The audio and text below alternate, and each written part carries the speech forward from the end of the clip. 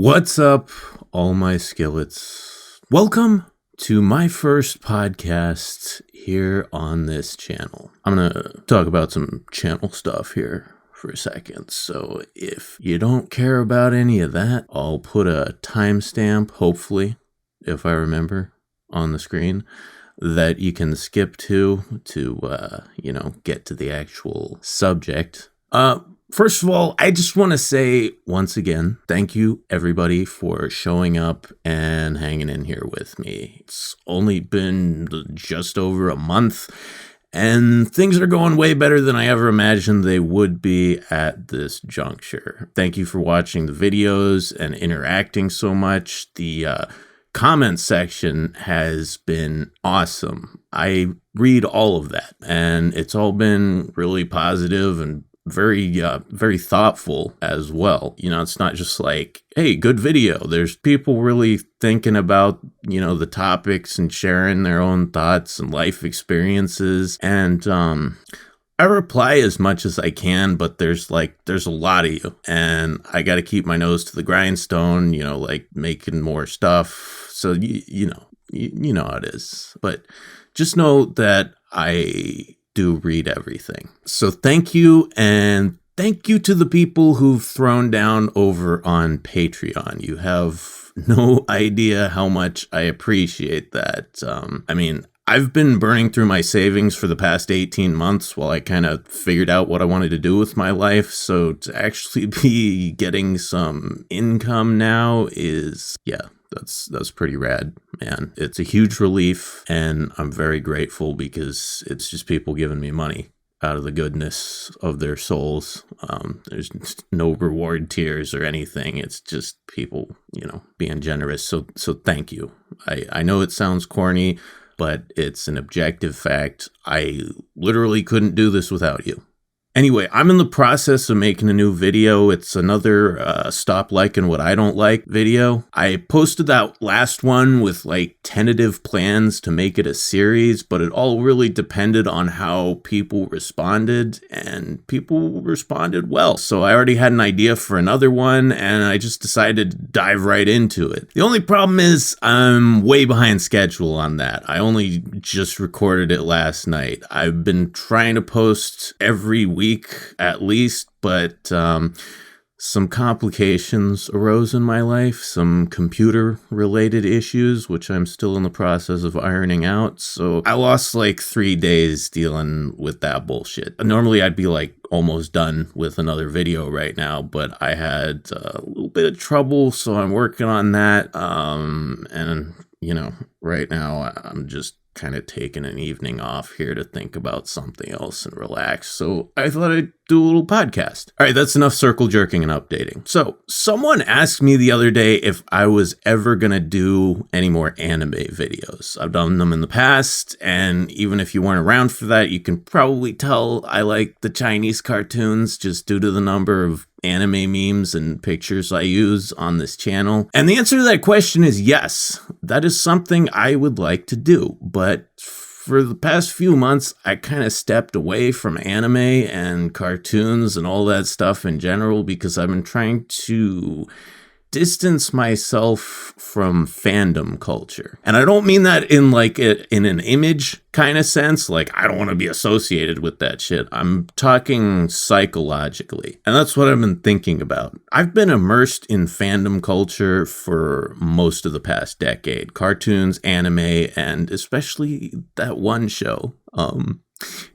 By the way, I've noticed there's two types of people in the comments. There's the ones who just refer to my old content in vague terms and say back when you were talking about that show, in quotation marks. And then there's other people who are just I want to come inside Rainbow Dash. So yeah, that's funny. Anyway, I was deep in that culture, watching shows, collecting merch, buying all these fucking anime figures. The only ones worth buying are the Figmas, by the way. That's the only shit worth collecting because you can actually have fun with them. They don't just sit there on a shelf as a useless lump of plastic. The video I'm working on right now is actually about collecting stupid shit, and I did some scenes for it with my my Figmas doing some silly things. It was fun, and I hope you'll get a kick out of that when it drops. Anyway, I need to stay on topic here. Holy shit.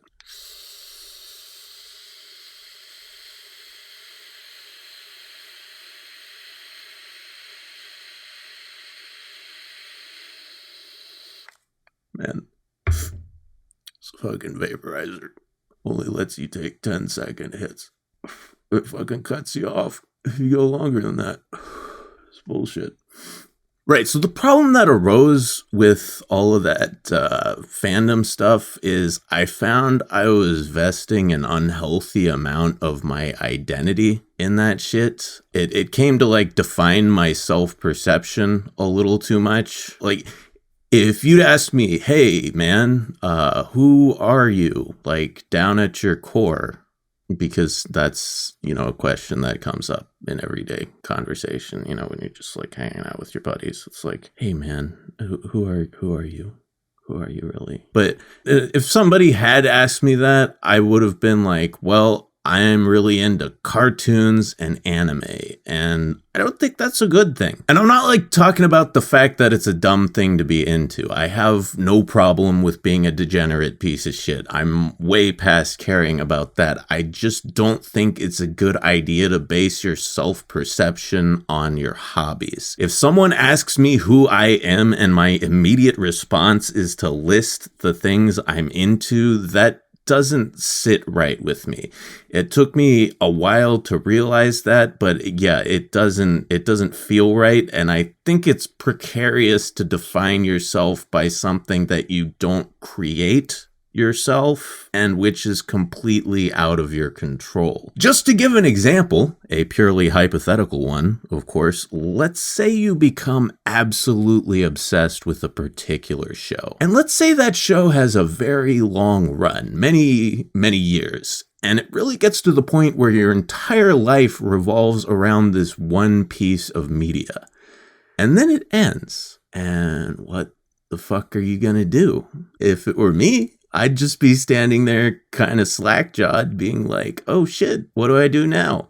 You might have a little bit of an identity crisis there, even. I'll give you another example, and this is one I see constantly, and I cannot put enough emphasis on that word.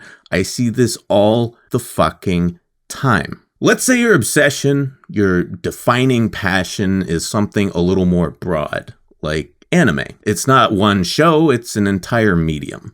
And let's say that over the course of your life, there's a massive shift in the ethos and focus of the anime industry. I'm like talking about this in hypothetical terms, and I don't know why. Anime really is an industry right now. I mean, of course, there's still people creating great original shows. There's no question about that. But so much of it is just single season advertisements for manga and light novels. Here's one season. Oh, you want the rest of the story? Go read some shit. And, if you're like me, I don't read. So that's where it ends for you. Anyway, that's besides the point. The point is, I meet a lot of older anime fans who are extremely dissatisfied with the current state of the medium and are unable to connect with the majority of shows coming out now. And a lot of them are really bitter. And I think it's because of what I'm talking about. They identify themselves as anime fans. That's who they are and what they love. But anime has become something they don't like, and they end up with this sort of like love-hate relationship with it. The other problem I see constantly is that when people form an identity around one thing like that, the moment somebody criticizes it in any way, they fucking lose their minds. You know what I'm talking about? We're on the internet. This is just part of like everyday business around here. Someone says like, I don't like Sonic, or I don't like My Little Pony, or I don't like this particular video game, and they get assailed by frothing gangs of fans just screaming, you can't say that. That's my favorite thing. You're fucking invalidating me as a person. We've all seen it, and we've all been in those stupid arguments, probably on both sides at one point or another. Yeah, so I realized I was going down a treacherous path with fandom, and I needed to like abort for a while and sort of figure out who I am apart from the things I'm a fan of. But yeah, thinking about that led me to like a bigger question, which is what the fuck should you base your identity on? And I think it's a pertinent question, because I feel like right now we kind of live in this age of identity. People are obsessed with it, like aggressively, spastically obsessed with it. I am this, I'm that, call me this, call me that, I'm part of this group, I hate that group. It's all anyone fucking talks about on the internet anymore. And well, now I'm talking about it too, so I just feel like a jackass, but whatever. Yeah, so that's a hard question. But I think the much easier question to answer first is, what shouldn't you base your identity on? Because there's a few big ones that people do all the time, and I think they are a huge mistake. Number one, opinions of any kind. Don't do this. It's a terrible idea. If you use your opinions as a foundation to construct your self-perception and self-esteem, you are fucked. All someone's got to do is come along and disagree with your opinions, and they knock your whole house down. And that's, kind of what I was saying just a second ago about the fandom thing. It happens all the time. You go on social media and just casually state your opinion about something, and all of a sudden, you get some loony raging at you with just this fucking fury, this like, how fucking dare you attitude. How dare you? You can't fucking say that, blah, blah, blah, and you think like, holy shit, this person is mentally ill. And I think that's what that is. I mean, maybe it's an emotional problem, but I think it's just as likely an identity problem. They've adopted an opinion as part of who they are, and you just contradicted that opinion, and thereby, in their own delusional perception, you've told them that, like, who they are is wrong.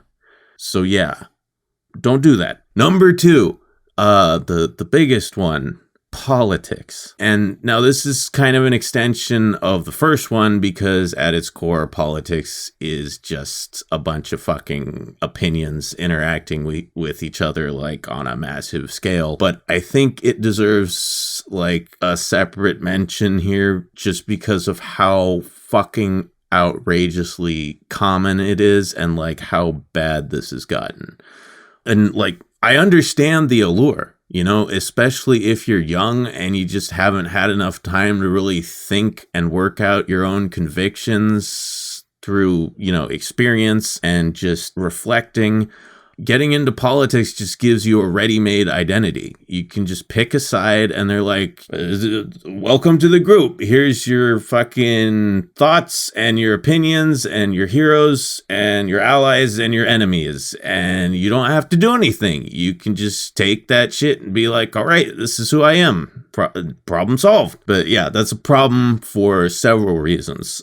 First of all, it goes back to what I was saying a minute ago. You're basing your identity on opinions, and that's a volatile, unstable way to be. It's so easy for people to assail your sense of self. It's so easy for you to feel like you're being personally attacked, even though you aren't. People just, like, not everybody thinks the same shit you think, and that's fine. And you got to construct yourself in a way that allows you to be fine with that, because it's just a fact of life and it's not going away. No matter how hard you try, you cannot make everyone agree with you. Secondly, and this is the most important point here in my perception at least, it makes you boring. It makes you really, really fucking boring. And that's something that pushes me away from a person faster than anything else, being boring. I have seen it happen in real time. I have had friends who went down that path, and it is fucking disturbing to watch. you have a person who's a wonderful individual, someone who's like creative and introspective and interesting to be around. And then all of a sudden, one day, they start saying some shit that's just completely out of character and talking in a way they don't normally talk. And they start saying all this asinine cookie cutter shit that you've already read on Twitter, on Facebook, on Instagram 1,000 times from 1,000 different people. It's like they've been ensnared by this giant fucking H.P. Lovecraft ideological tentacle monster, and all you can do is sit there and watch it just slowly devour them. And you can't reason with them and be like, dude, I don't think this is healthy for you, because built into every one of these pre-made identities, these ideologies, is the same clause. Anyone who questions it is the enemy. It just pulls them further and further in until the only shit that comes out of their mouth is shit other people have already said. And I'm like, where the fuck are you? Where did you go? You used to be this person who said interesting shit and came up with cool ideas, and now everything you say and do is the same shit as the people on the news channels and the politicians and famous people that go with whatever party or ideology you subscribe to. Where are you? There used to be a you. Now it's like you're part of the fucking Borg, but you didn't even get the cool outfit. You just got a hat or a t-shirt.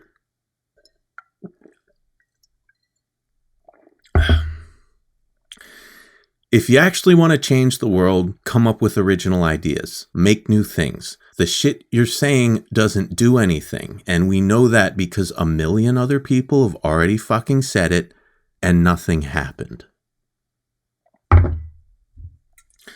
If you're wondering what I'm doing, I'm drinking wine. I'm drinking wine mixed with sparkling water, because it's a wine spritzer, because I'm gay. By the way, I'm not actually gay, guys.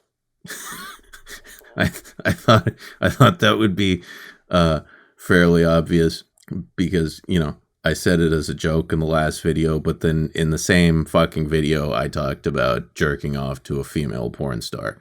So, you know. But if you want to think I'm gay, that's fine. It doesn't hurt my feelings. But if you want to know the truth of it, I'm not actually gay. I lied. It was a joke. Anyway, I'm veering off topic here. Yeah, I fucking hate prepackaged ideology, and I could go on and on about that forever. So I'll just stop. But the point is, don't do that. I'm not saying don't be politically active. I'm not saying that at all. Participating in the governance of your country is a noble pursuit, and I truly believe that, but don't fall for these fucking culty belief systems and their prescribed, mandated sets of values.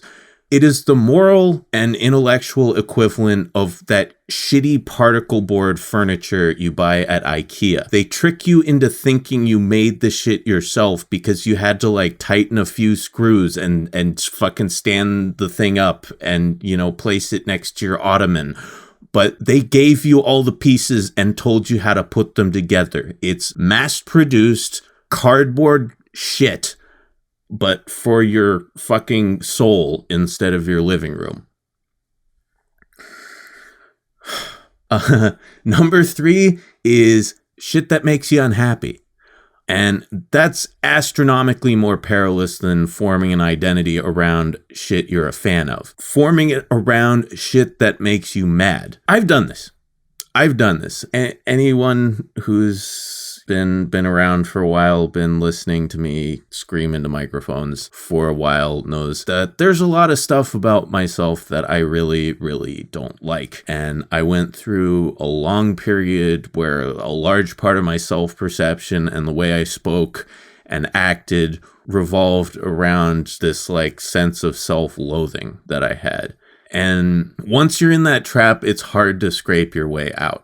You hate yourself and it just destroys your sense of self-efficacy. So then you just continue to fail and then you hate yourself even more. It's like a fucking circle. It's a snake eating its own tail. One group that always comes to mind when I think about this shit is incels. It's an identity based around a perceived failure or a perceived injustice, depending on whether you blame yourself or society for the fact that you can't find sex or love. If you're an incel, I am not trying to hurt your feelings. I just think it's a bad idea. You're anchoring your self-image in a source of unhappiness. Once again, it's going to completely undermine your self-efficacy. How do you solve the problem if you make the problem a part of who you are? That's the question I ask you. And I have a right to ask you that question. I'm not fucking Chad Thundercock over here. I'm not some asshole who's never felt your pain spitting useless platitudes about working out and acting confident and shit like that. I have gone long periods of time without getting laid. We're talking years. More than 2? Yeah. More than 5? Yeah. More than 10? I don't want to answer that. But you can't let that consume you. It's not like I was happy about it, but you can't let it consume you because bitterness is probably the most unattractive quality in a human being. And that's what happens. People who root their identity in negative emotions like a feeling of failure or victimhood become bitter. And it's a fucking ugly thing to be. It's boring and it's poisonous to anyone you interact with. And it's not just incels who do this. I'm just using them as an example. Being a victim is really popular right now, and that's fucking freaky to me. It's a terrible story to tell yourself. Horrible shit is going to happen to you. No matter what. It's a guarantee. Even if everything in your life goes perfectly, your body's gonna break down and you're gonna fucking die. Yeah, it's not a good idea to make the worst things that have happened to you into the center of your life. Now, here's an interesting one. What about creativity? A lot of people define themselves through their creative endeavors, and this is something that I tend to do. You hear it all the time. I'm an artist, I'm a musician, I'm a writer. These are very common things to hear from people, and I've gone through phases where I do this myself. On one hand, it seems like a good idea to base your identity around the things you create, that things you generate with your own mind, that you put passion and effort into. But there's a huge danger here because you could become Uwe Boll. Yeah, that's the risk you're taking by attaching your self-image to your creative work. If you go all the way with that, you can become this fucking guy. He's a man incapable of accepting criticism or acknowledging any of his own creative faults, and he insists that everything he makes is gold and that anyone who dislikes his work is fucking retarded, to quote the man himself. He clearly has this perception of himself as a great director, and if he accepts the fact that his work is actually garbage, his entire identity collapses. Regarding that, all I can say is fuck you, Uwe Boll. I wanted a Blood Rain movie so badly, and it had to be you. It had to fucking be you.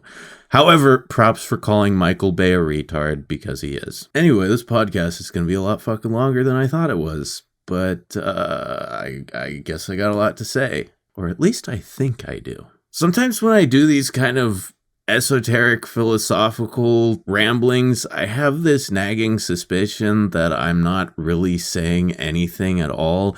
And no one is going to have a clue what the fuck I'm talking about. I think what I'm saying makes sense, but I can never be sure until someone else hears it. The other thing I'm always afraid of is that I'm going to be like, hey, here's some interesting ideas I had, and people are just going to be like, yeah, dude, this is just like really obvious stuff that everyone knows. Are you just figuring this shit out? Anyway, that's enough of what not to do. I've been avoiding the real question, which is, what is a good thing to root your identity in? I don't know. I have an idea, and it's the best idea I can come up with, but that does not mean it's good. The first thing I came up with was principles. You should base your sense of self on your principles. But then I realized that principles are just opinions. They're strong opinions, deeply held opinions, but at their core, they're just opinions, and they come with all the same pitfalls that any opinions do. If your opinions are part of your identity, it becomes difficult to discuss them objectively, and it becomes difficult to change them, which is often necessary as you go through life and acquire new perspectives. All this shit is just concepts. Interests, opinions, political leanings, victim complexes, creativity. It's just all abstract and subjective and emotional things in a lot of cases. And once I realized that, I arrived at what I will call my tentative answer to this question. Actions.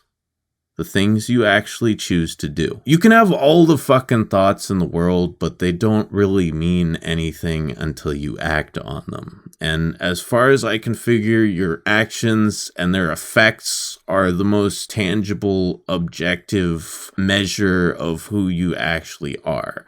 Not who you wish you were, but who you actually fucking are. Because you can say you hold a whole host of virtuous beliefs and principles and like trick yourself into thinking you're a good person for doing so, but you're full of shit if you don't actually enact that in reality. I can go on the internet and talk all day about what a great fucking guy I am because I think this or that, but if all I'm doing is posting on Twitter and jacking off, I'm not worth anything. You are what you do. I think that's the only sensible way to look at it. Not what you think, not what you wish, what you actually do. The only problem is there's one problem, and I think it's why people seem so eager to form identities around just about anything besides their actual behavior. Once you choose to base your identity on your actions, that means you actually have to fucking act right. And that shit is hard. You're gonna fail a lot and you're gonna feel like shit. If who you are is what you do and you fuck up what you're trying to do, then you're kind of a piece of shit. But you're not, right? Because there's an important word in there, which is trying, what you're trying to do. Part of action is intent. So even if you fuck up, as long as your intentions were good, you're not a bad person. At least you were fucking trying. And people are going to give you shit for anything and everything you do. Anything can be criticized. Anything can be derided, including actions and the intentions behind them. But I think good actions which produce a tangible positive outcome are the closest thing to unassailable as we're going to get. You can't make your sense of self and your opinion of yourself invulnerable unless you're like a narcissist or a sociopath. And yeah, that's bad. That's not what you want to be. Vulnerability is intrinsic to humanity. You're not made of stone, you're not made of iron. You're going to be hurt sometimes. People are going to make you question who you are, what you stand for, what you do, and that's okay. It's just part of fucking being alive. Yeah, as far as I can tell, if you do this right, you can enter a positive feedback loop. Because if you make acting well in a practical day-to-day capacity the thing that bolsters your self-worth and strengthens your understanding of who you are, then you can only be motivated to act better. Right? That's what I think. It's the best answer I can come up with. Maybe there's something better. I should probably just read some philosophy or some shit. I've never cracked a philosophy book in my life, and if I did, I'd probably find better answers to a lot of these questions I ask all the time. But at the same time, I don't know. I almost like stumbling through all of it myself. So, if you like stumbling along with me, maybe I'll do another one of these podcasts. Anyway, thanks for watching or listening, really, because there wasn't much to watch. But thank you either way, and go fuck yourself.